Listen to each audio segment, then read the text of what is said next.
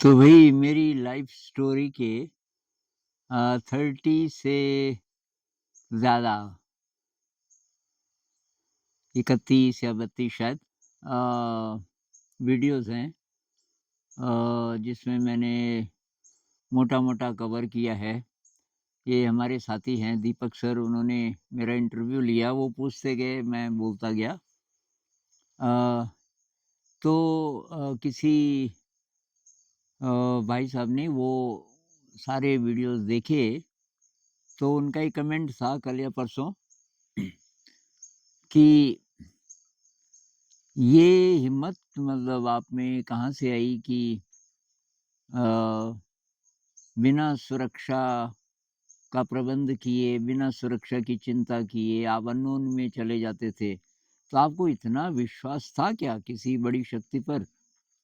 उसको ईश्वर कहो, अल्लाह कहो, एक्जिस्टेंस कहो, ब्रह्मांड कहो, अलग-अलग नाम से लोग बुलाते हैं कि ऐसा था कि आपका 100% विश्वास था कि सब ठीक होगा? और क्योंकि ज़्यादातर लोग तो सिक्योरिटी ढूँढते हैं ना, खूब हिसाब-किताब लगा के कहीं जाना हो तो कि भई तो ये यार धीरे-धीरे, धीरे-धीरे होता है, प्रैक्टिस से। मतलब ये केवल पढ़ के नहीं होता कि भई thy will O God not mine be done. हे ईश्वर तेरी इच्छा हो, मेरी इच्छा नहीं। और आप प्रभु की इच्छा पे पूरा भरोसा करके निकल जाओ। अगर आप निकल जाओ, तब जो अनुभव होंगे, वो सिखाएँगे आपको, केवल पढ़-ही के नहीं होगा। क्योंकि बहुत सारे लोग ना ये बातें तो सारे लोग बोलते हैं, आजकल बहुत सारे लोग बोल रहे हैं। अब ये वो अपनी ज़िंदगी के अनुभव से अगर बोलें, तो कभी इनसिक्योरिटी में गए हों, रहे हों इस तरीके से, तो तब वो ज़्यादा ऑथेंटिक होगा, तभी विश्वास आता है। तो मेरा एक तो शायद पिताजी का काफ़ी योगदान था बचपन में। उनकी कहानियों में ये बहुत ज़्यादा रहता था। वो अपने ही अनुभव बताते थे कि ये बातें मैंने शेयर की हैं, लेकिन जैसे वो थे बर्मा में, जिसको म्यांमार बोलते हैं आजकल। एक छोटी-सी घटना मैं बता रहा हूँ जिससे आपको फ्लेवर मिल जाए कि मेरे पिताजी किस प्रकार की चीज़ें सुनाते थे। तो उनका उस दिन उनकी ड्यूटी थी, रात की ड्यूटी कि 2 जवानों की ड्यूटी होती थी कि भई रात भर तुमको सुबह शायद 5 बजे तक, जब उजाला होना शुरू हो जाता है, 5 बजे तक पहरा देना है। 2 लोग होते थे। और तो पिताजी बताते थे, तब मैं 5-6 साल का था। ये कहानियाँ तब की हैं। 5-6 साल फिर वो हम बार-बार फ़रमाइश करते थे वो वाली सुनाओ। तो वो कहते हैं कि ये वृंदावन से एक टीम आती थी रंगून में, और वो 1 महीने की रामलीला होती थी और उनके पास बहुत सारे इंस्ट्रूमेंट्स होते थे। मतलब हारमोनियम, तबला तो होता ही था, सितार भी, कुछ और इंस्ट्रूमेंट्स भी, और वो क्लासिकल स्टाइल में गाते थे। तो पिताजी रोज़ रामलीला देखने जा ही रहे थे, कुछ दिन हो गए थे शायद 10-12 दिन, और उनका जो साथी था, वो अब मज़ाक करने लगा कि हाँ जी, तो तू तो बोलता था मैं रोज़ जाऊँगा, आज कैसे जाएगा? आज तो नाइट ड्यूटी है ना? पिताजी ने कहा मैं तो जाऊँगा। अरे हाँ कि तू जाएगा। क्योंकि जाने का मतलब रात को ठीक 2:30 बजे कोई अंग्रेज़ ऑफ़िसर आता था चेक करने। कई सालों से मतलब ऐसा कभी नहीं हुआ था कि कोई चेक करने नहीं आया हो। पूरे उनके आर्मी के इतिहास में ऐसा कभी हुआ ही नहीं था। तो ये तो असंभव था कि कोई नहीं आएगा जी चेक करने। चेक करने आएगा और देखेगा कि एक नौजवान गायब है, तो सबसे पहले तो जेल होगी कि 28 दिन की जेल होती थी। उसके बाद शायद वो बहुत कुछ और कठिन जगह भेजेंगे, कठिन काम करवाएँगे, पता नहीं क्या रहा होगा अंग्रेज़ों के ज़माने में, सज़ा एक प्रकार की। तो साथी हँस रहा था कि ये आज तो नहीं जा सकता।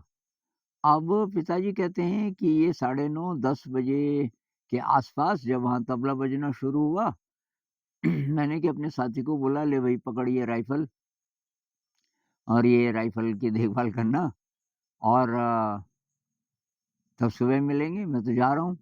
रामलीला खत्म होती थी करीब 4 बजे, सुबह मतलब 4 बजे तो सुबह समझो। उसको बहुत हैरान, तेरा दिमाग खराब है?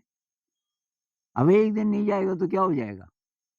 पिताजी ने कहा कि नहीं, अरे कि इसके लिए तो तैयार है कि तेरी नौकरी भी जा सकती है और 28 दिन की जेल तो होगी होगी। तो पिताजी ने कहा जो होगा देखा जाएगा और ज़्यादा ही मुझे खराब लगेगा मैं ब्रह्मपुत्र में छलांग लगा दूँगा और बस ऊपर वाले को बोलूँगा कि भई ये जेल-वेल में तो मुझे नहीं जाना, अब तेरी मर्ज़ी। या तो प्राण चले जाएँगे या पिताजी को तैरना आता था वैसे तो, बहुत बढ़िया स्विमर थे।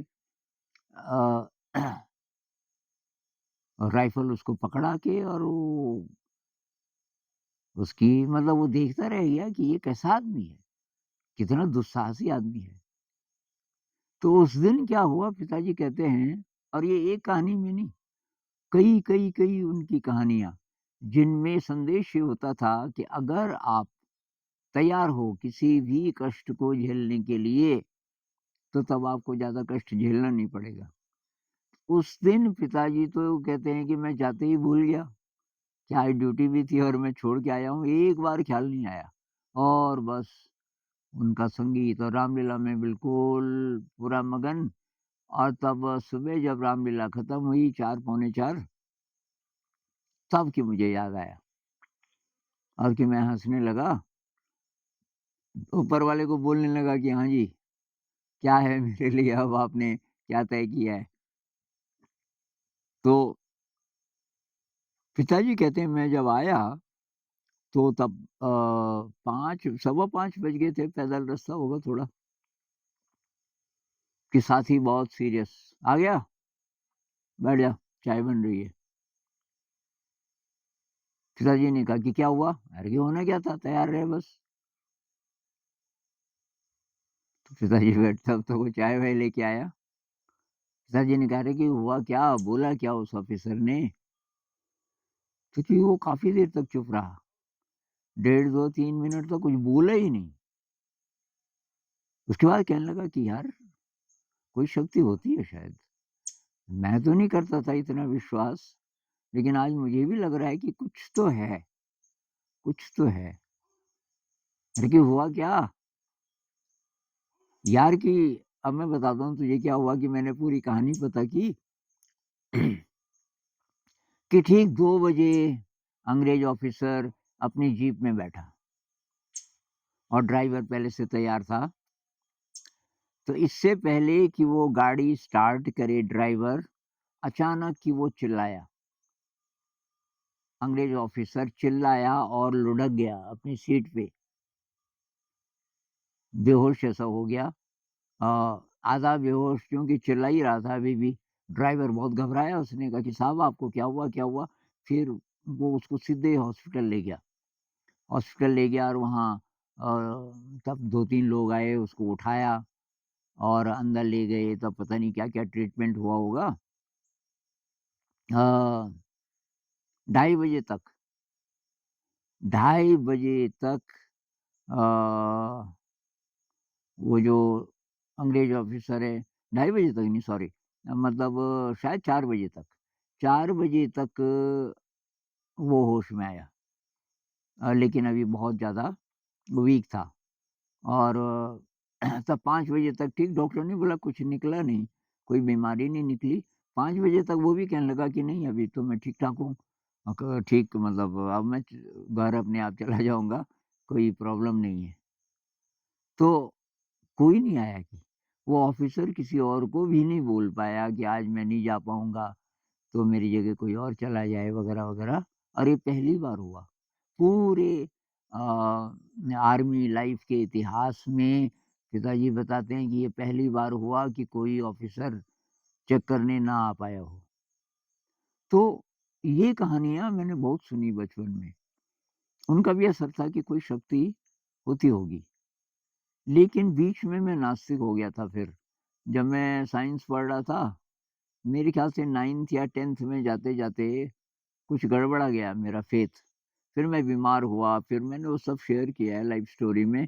18 महीने तक एलोपैथिक ट्रीटमेंट चला, डॉक्टरों ने अंत में बोला मर जाएगा, ये 3 महीने में मर जाएगा, कोई इलाज नहीं पूरी दुनिया में, क्योंकि वो काफ़ी बढ़िया हॉस्पिटल था।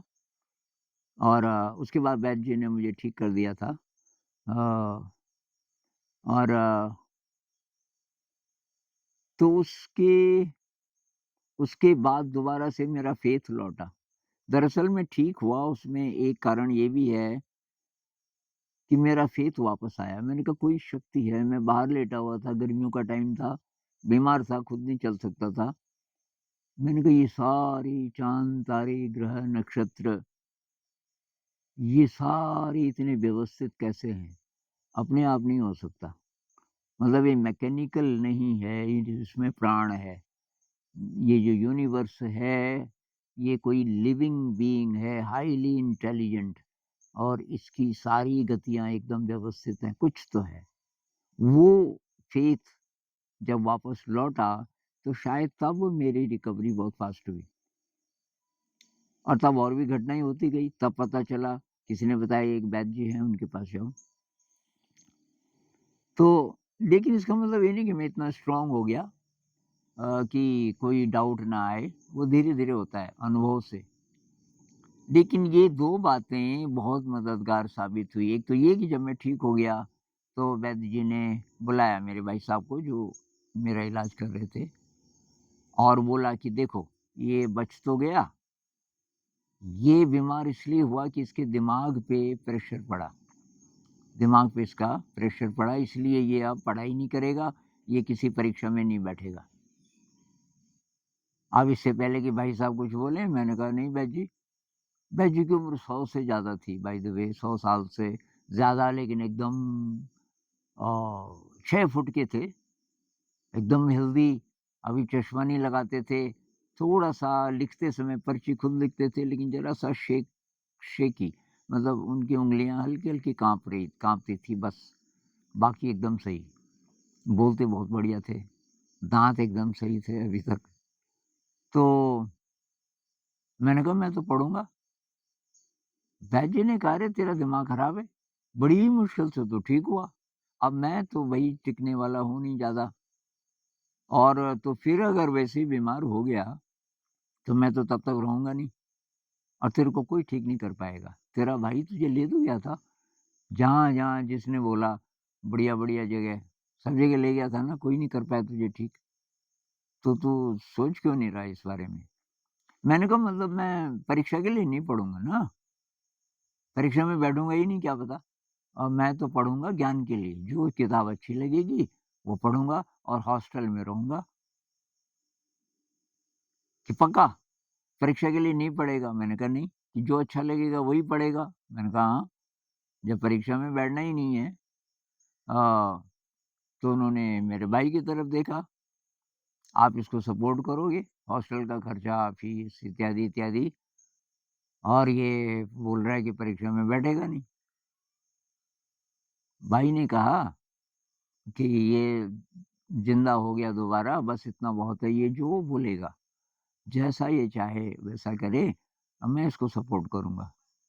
वैद्य जी भी बहुत खुश हुए। उन्होंने कहा ठीक है भई, तेरे को तो छूट हो गई, तू हॉस्टल में भी रह सकता है, अपनी पसंद की चीज़ें पढ़ सकता है, उससे नहीं पड़ता ज़ोर। वैद्य जी बहुत समझदार, बहुत इंटेलिजेंट, मुझे तो लगता है वो एनलाइटेंड थे, क्योंकि कुछ बात थी उनमें। उनकी आँखों में जब उन्होंने पूछा ना मेरा इलाज करने से पहले, मेरे पे विश्वास है तेरा? और मैं बोलने वाला था कि आप तो मुझे छू भी देंगे, तो मैं तो ठीक हो जाऊँगा। वो पहला आदमी था जिसकी आँखों में मैं देख रहा था, मैं किसी की आँखों में नहीं देखता था। क्योंकि मरने वाला था कि 3 महीने में मरने वाला है, तो अब क्या देखें किसी की तरफ। एक तो वो फ्रीडम मुझे मिला उसके बाद, कि कोई कोई क्वेश्चन नहीं, कि तू क्या कर रहा है, क्या नहीं कर रहा है, पढ़ रहा है, नहीं पढ़ रहा है, अब जब परीक्षा में ही नहीं बैठना इसने। तो और मेरे को पूरा दे देते थे, जो फालतू खर्च मैं ज़्यादा करता नहीं था। अ, तो एक तो वो। और इससे इससे मुझे बहुत ज़्यादा मदद मिली। एक और फिर मेरी ज़िंदगी में एक दोस्त आया शर्मा जी, बहुत ही विचित्र आदमी, वो भी अद्भुत आदमी था। मैं ठीक से पहचान नहीं पाया उस आदमी को जब तक उसके साथ था। तो मैं लेक्चरर था और वो मुझे पसंद आ नहीं रहा था। मैंने कहा यार ये तो यहाँ पढ़ने के लिए तो विद्यार्थी मेरे ख़्याल से आते नहीं और जो पढ़ाने वाले हैं वो भी विद्या के उपासक तो लगते नहीं, बस नौकरी कर रहे हैं।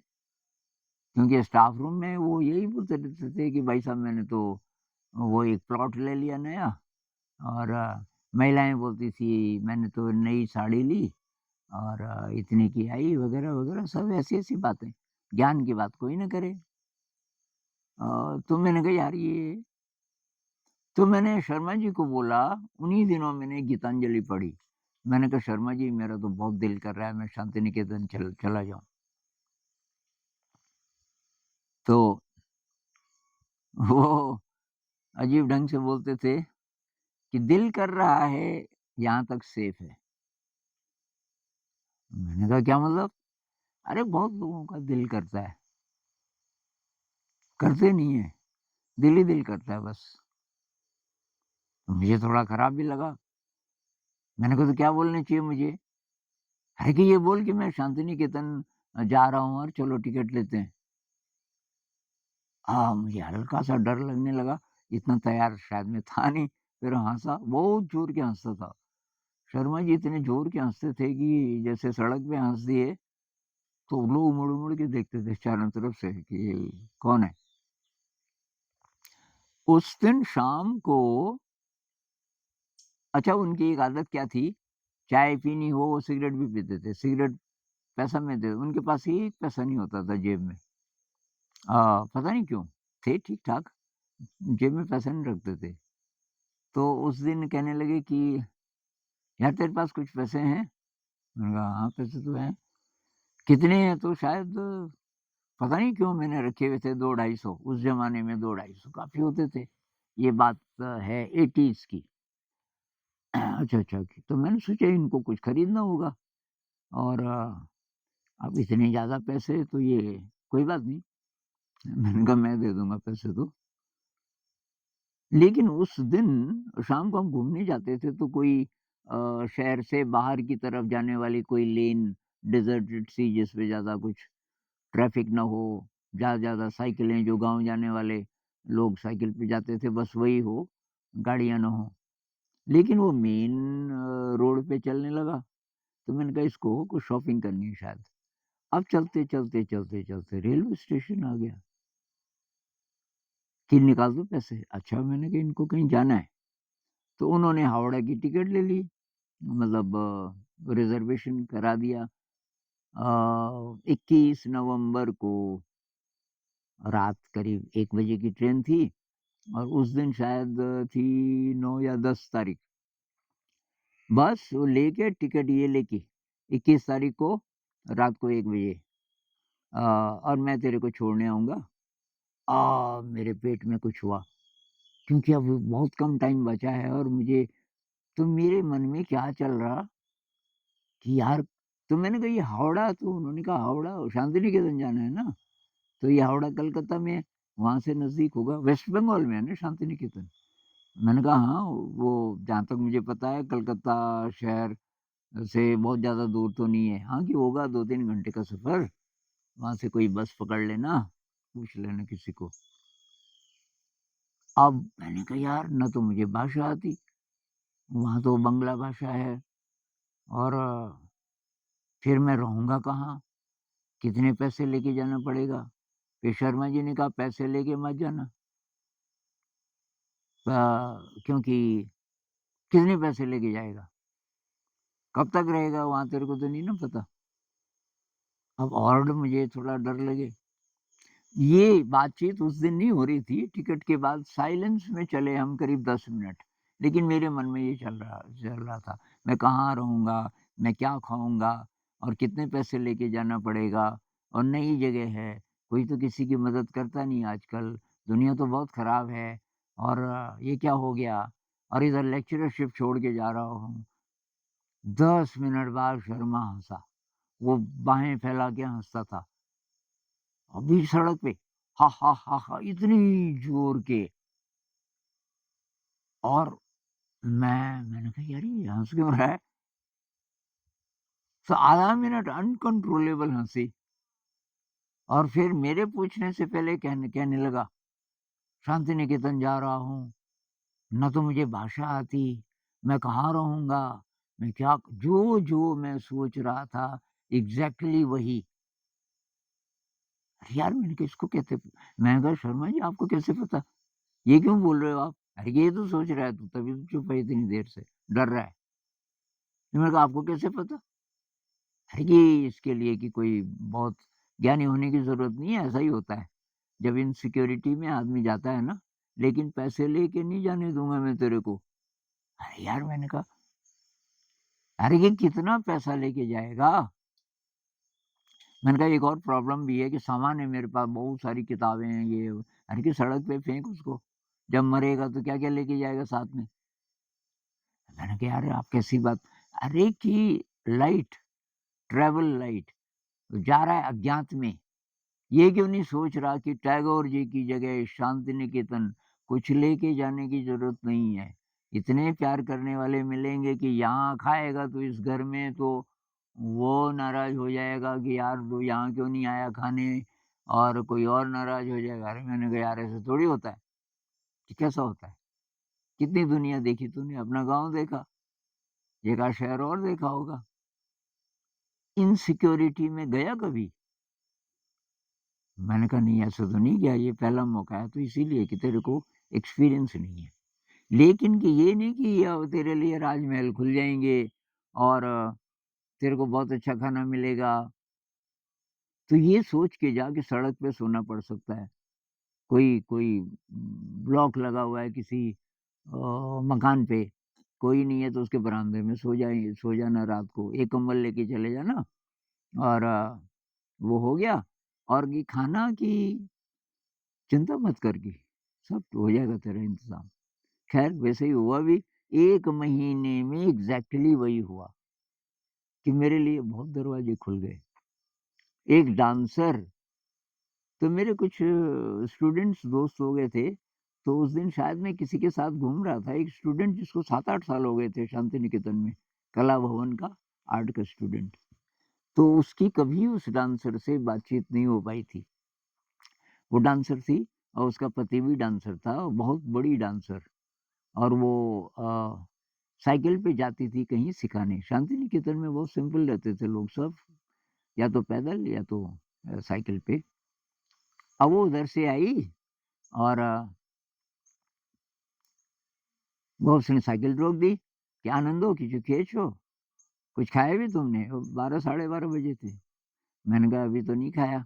उनको हिंदी समझ आ जाती थी और बोलती बंगला में थी। तो फिर कहने लगी कि तेरे को पता ही है चाबी हम कहाँ रखते हैं? और फर्स्ट फ्लोर पे उनका था कमरा कि फ्रिज में ये रखा है, ये रखा है, ये रखा है और खीर की सारी मत खाना, आधी उनके लिए छोड़ देना जितेंद्र के लिए, मतलब उनके हस्बैंड। अब वो तो चली मैंने कहा ठीक है और कि वहीं सो भी जाना बहुत गर्मी है। तो चली गई और ये कह रहा यार इसके साथ तो कभी कोई मेरी बात ही नहीं हो पाई और तू तो अभी आया। मेरे को शायद 2 ढाई महीना ही हुआ था। तेरी जान-पहचान कैसे हुई?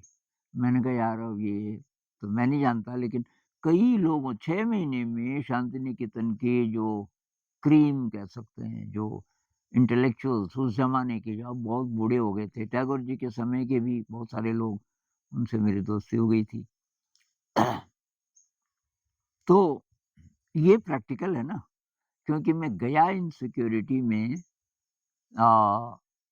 और कष्ट के लिए तैयार। ये नहीं कि कष्ट नहीं आना चाहिए, कष्ट तो आ सकता है। तो ये घटनाएँ मैंने शेयर की हैं वैसे लाइफ़ स्टोरी में। एक और मैं सुना देता हूँ कि मैं नाश्ता हॉस्टल में जहाँ मैं खाना खाता था, मैंने ₹100 दिए थे। एक ने बोला कि ₹100 दे दिया और तब 3-4 महीने तक कुछ देने की ज़रूरत नहीं। और बोलना कि पैसे नहीं आए अभी घर से। और तो वहाँ लेकिन लंच और शाम को डिनर। अब वो माछ-भात, मच्छी मच्छी मैं खाता नहीं था, तो वो मेरे को बहुत मुश्किल आती थी, केवल सब्ज़ी कोई होती थी, थोड़ी-सी सब्ज़ी के साथ भात। तो कुछ दिन वो चला, उसके बाद ख़ैर मेरा और अच्छा इंतज़ाम हो गया, वो आप देख लेना वीडियोज़ में, ये सब मैंने बोला उसमें।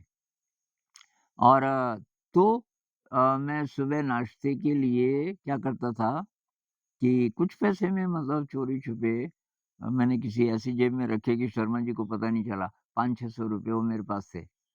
तो उसमें से कुछ मैंने कुर्ता-पजामा शांति निकेतन स्टाइल वो भी बनाया, तो अभी काफ़ी पैसे कम थे।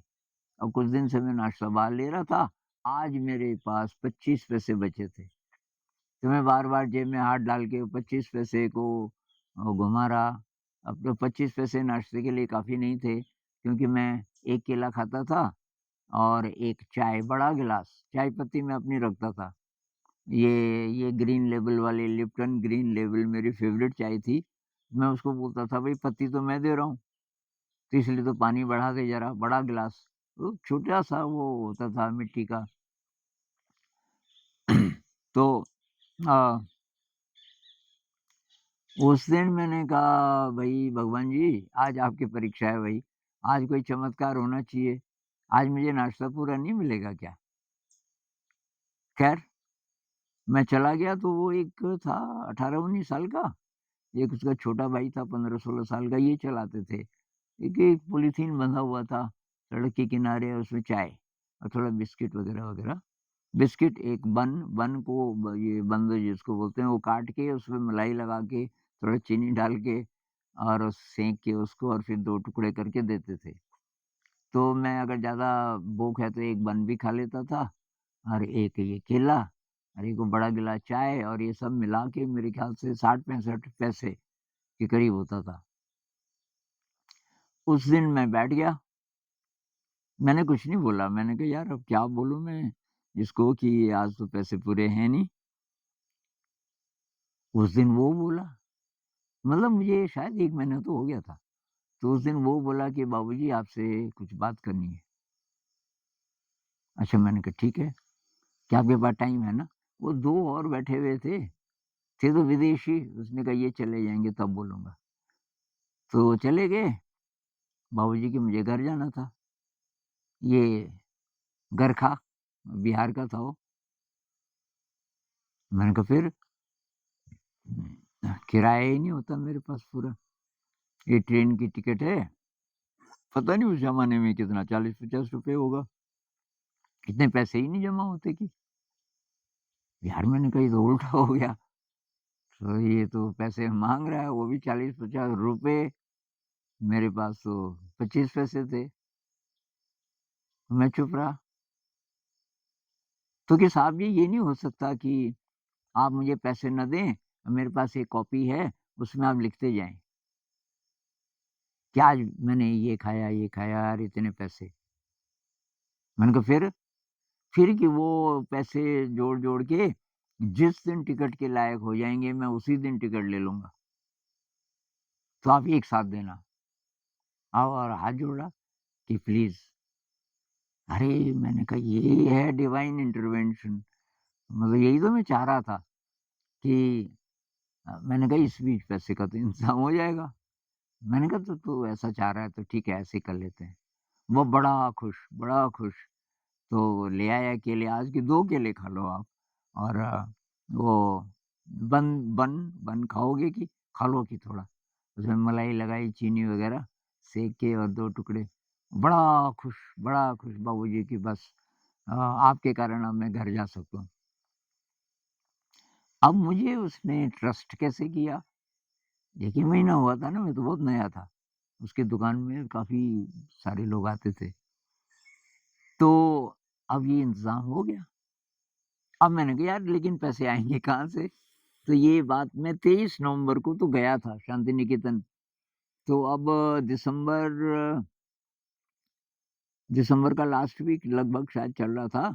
तो मैंने कहा ये ग्रीटिंग कार्ड देते हैं लोग नए साल का, अगर मैं बनाऊँ तो देखते हैं कितने का बिकेगा। अब मैंने कहा कागज़ के लिए तो पैसे हैं नहीं मेरे पास। तो अब मेरे पास कलर्स शायद पहले से पड़े हुए थे। एक झोला कुर्ता, पजामा, झोला और कलर्स और एक आर्ट की वो नोटबुक, ये सब तो पहले से था मेरे पास। लेकिन अब उसके लिए ग्रीटिंग कार्ड के लिए तो सिंगल-सिंगल चाहिए ना, पोस्ट कार्ड साइज़ लगभग मेरे दिमाग में था कि खाली मिल जाए, ज़रा मोटे कागज़, जैसे चार्ट पेपर का होता है। तो और स्केच पेन थे मेरे पास, पेंसिलें भी थी, तो मैं कुछ-कुछ बना के ख़ैर तो मैं चल रहा था तो शांति निकेतन के नज़दीक एक छोटा-सा टाउन है, अब तो काफ़ी बड़ा हो गया होगा, बोलपुर।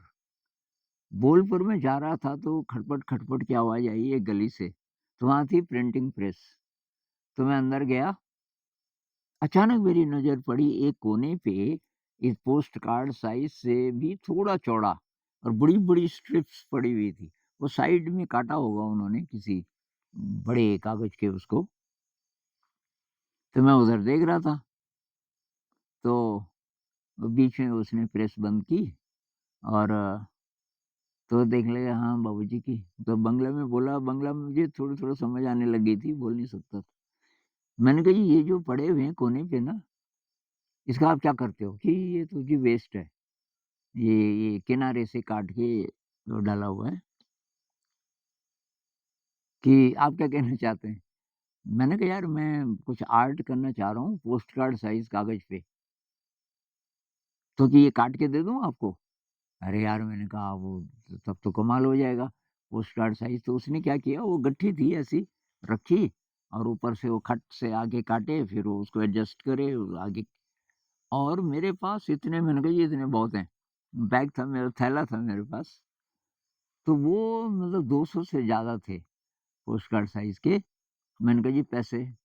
अरे यार की क्या बात कर रहे हो? ये वेस्ट है ये तो कि, ये आपको जब चाहिए हो आ जाना। मैंने कहा चलो कागज़ तो फ्री हो गया। उस दिन मैंने शायद कुछ-कुछ मुझे याद है कि 36 या 37 ग्रीटिंग कार्ड्स बनाए। मैं हैप्पी न्यू ईयर लिख दिया और उसमें कुछ-कुछ चित्र अजीब-अजीब प्रकार के जैसे एक मेरा फ़ेवरेट था कि एक कोने पे मैं पृथ्वी बनाता था और कुछ और जगत अ, लिविंग प्लैनेट्स उसमें लिखता नहीं था पर ऐसा लगे कि ये लिविंग प्लैनेट्स हैं और तो वो बनाने में मुझे शायद ढाई 3 घंटे में शांति निकेतन से बाहर निकल गया और वो वहाँ वो खजूर के पेड़ और क्या। फिर मैं आया तो सड़क के किनारे वो हैंडीक्राफ्ट्स बेचने वाले बैठे रहते थे, एक के पास में चला गया और ठीक कहने लगा कि दादा बोलून? बोले भाई साहब मैंने दिखाए ग्रीटिंग कार्ड।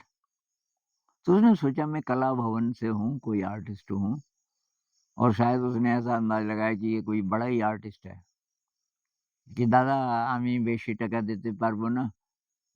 मतलब ज़्यादा तो मैं इसका दाम दे नहीं पाऊँगा। मैंने कहा कितना देगा? तो मैं तो बंगला बोल नहीं सकता था, मैं हिंदी में ही बोल रहा था। उससे मेरी कीमत और बढ़ गई उसकी नज़र में कि ये तो बाहर का भी है कोई, बाहर से आके यहाँ स्टूडेंट बना है। तो कहने लगा कि एक ग्रीटिंग कार्ड का मैं 50 पैसे दे सकता हूँ। मेरी नज़र में बहुत ज़्यादा पैसा था। मैंने हिसाब लगाया कि मेरे 5 पैसे से ज़्यादा खर्च नहीं हो रहे थे उस पे। मतलब स्केच पेन का थोड़ा खर्चा था बस, कागज़ तो फ्री था। तो मैंने कहा ये तो बहुत सारा पैसा है। मतलब आप 40 ही पैसे भी लगाओ और मैंने कहा मैं 1 दिन में 50 तो बना ही सकता हूँ। तो 50 को आप 40 से गुणा करो तो कितना हुआ? तो 1 दिन का मतलब कितना ₹20 के आस-पास तो हुआ ही मुनाफ़ा। तो मैंने कहा इससे तो मेरा काफ़ी काम चल जाएगा। मतलब महीने का 600, 600 में तो उस ज़माने में 600 बहुत ही ज़्यादा था। तो मैंने कहा कितने खरीद सकते हो? कि 50 पैसे में? मैंने कहा हाँ, कि जितने मर्ज़ी। तो तब तो मैंने कहा मैं तब तो हो गया बस। हालाँकि मुझे ये भी नहीं करना पड़ा। तो ये आप उसमें देख लेना लाइफ़ स्टोरी में। लेकिन यार मेरे साथ तो ये रहा। एक तो मुझे छूट परिवार से भी मिल गई थी कि ये कुछ भी करे, इसको करने दो। क्योंकि वैद्य जी ने बोला था इसके दिमाग पे प्रेशर मत डालो। और दूसरी बात कि मेरा ये सेटल होने का कभी सपना नहीं था। उससे मुझे घबराहट होती थी जैसे किसी जानवर को बाँध दिया। वो जी सिक्योर हो गया। और मेरा ये जो मृत्यु का अनुभव था कि 3 महीने में मर जाएगा, उस बीच मैं रोज़ मरता था। सपने में ख़ासकर सपना होता था, डॉक्टर लोगों ने मेरी उन्होंने बोला था इसकी इंटेस्टाइन खराब है, उसका कुछ सेक्शन काट के ये फिर ज़िंदा क्या पता 50% चांस है, हो भी सकता है, नहीं भी। मैंने कहा ना, डॉक्टरों पर से मेरा विश्वास उठ गया था। मैंने कहा ना, मैं ऐसे ही मरना चाहता हूँ बिना ऑपरेशन के। तो मुझे सपना हो कि मेरी आँत टाँगी हुई है, एक सिरा इस पेड़ पे है, दूसरा सिरा कहीं 50 मीटर दूर है और वो दूरबीन से देख रहे हैं कि कहाँ-कहाँ गड़बड़ है। बड़ी-बड़ी कैंचियाँ हैं उनके पास कि यहाँ से काटना है, यहाँ से काटना है, तब तक एक आके कहता है ये तो हो गया, मर गया। अब वो मेरी डेड बॉडी को ले जा रहे हैं। फिर मुझे झटका लगता था ये देख कौन रहा है?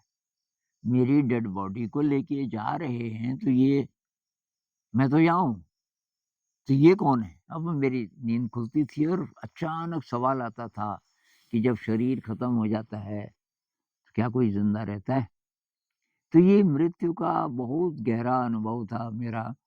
और जब मैं ठीक भी हो गया, मृत्यु मेरी दोस्त बन गई। मैंने कहा यार एक दिन मरना है, एक दिन मरना है, ये लोग भूल जाते हैं, कहाँ है सिक्योरिटी?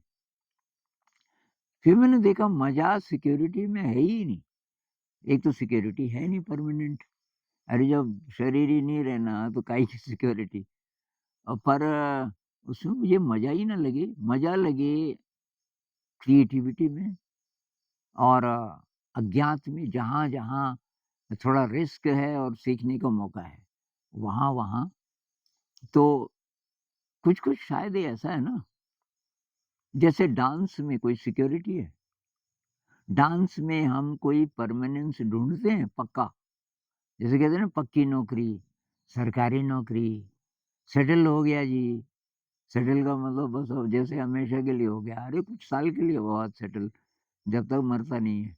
और मेरे से तो बहुत नज़दीक है। तो म्यूज़िक चल रहा है, आप डांस कर रहे हो। मान लीजिए कि आप 4 घंटा आपने डांस किया, अगर वही-वही म्यूज़िक लगातार बजता रहे, तब आपको ज़्यादा मज़ा आता है कि जब म्यूज़िक बदलता रहता है। तो हम चाहते हैं म्यूज़िक बदले। ये शादियों में जो बजाते हैं तो बार-बार फरमाइश आती है, ये नहीं, अब दूसरा लगाओ, फटाफट गाने क्यों बदलते हैं? क्योंकि हम एक ही तो फिर वो मोनोटोनस हो जाता है। तो डांस में आप एकदम अलर्ट होते हैं और उसमें कोई सिक्योरिटी नहीं है। उसमें तो आपको ताल मिलाना पड़ेगा। म्यूज़िक कभी भी बदल सकता है। म्यूज़िक बदला और आप इंतज़ार करते हो कि बदले, ऐसा लाइफ़ में क्यों नहीं हो सकता? ज़िंदगी में ऐसा क्यों नहीं हो सकता कि जो अभी जो स्थिति है, उसके साथ मैं डांस करूँ और कोई सिक्योरिटी नहीं है और उसकी ज़रूरत भी नहीं है। अभी जो म्यूज़िक चल रहा है, इसके साथ डांस करो। आप डांस करो, ये नहीं कि लेज़ी बैठे हो आप, तब भी मज़ा नहीं आएगा। डांस में बहुत अलर्टनेस चाहिए और जिसको पता ना हो, कोई एलियन आ जाए, मान लीजिए वो उसको पता ही नहीं कि ये कर क्या रहा है, वो सोच रहा है कि ये बॉन्डेड लेबरर है। मतलब इसको ज़बरदस्ती कोई एक्सरसाइज़ करवा रहा है, जो भी है, ये मेहनत करवा रहा है और ये बेचारा देखो 1 घंटे से ये हाथ-पैर हिला रहा है और बाद में आपको पूछे कि कितने आपको कितनी पगार मिलती है इसकी, ये जो आप कर रहे थे और क्यों कर रहे थे? आप हँसेंगे, भाई तेरे को नहीं, कहाँ से आया तू? तेरे को पता ही नहीं है डांस है, इसके लिए तो हम इंतज़ार करते हैं। ऐसा लाइफ़ में क्यों नहीं हो सकता?